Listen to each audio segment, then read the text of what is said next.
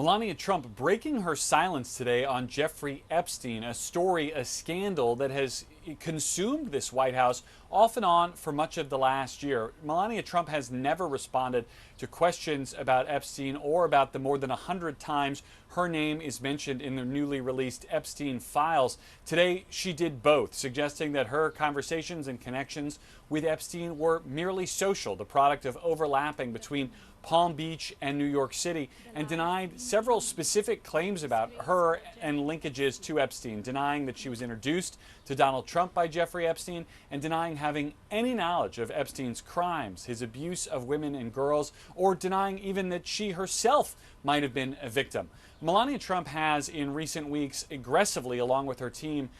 sought retractions and clarifications on stories in the press that have suggested she might have been closer to Epstein or more intimately involved in any aspects of his life or connections even with her husband or with other powerful men than had been publicly reported. Today, she took that step further, noting that she would continue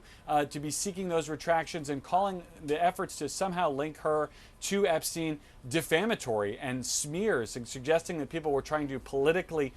spite or attack her with those claims. But perhaps most important, and the thing that could have the longest tail out of the First Lady's remarks today, she called for Congress to have open and public hearings with Epstein's victims so that their voices might become a part of the record. There are already additional interviews and depositions set for other men connected with Epstein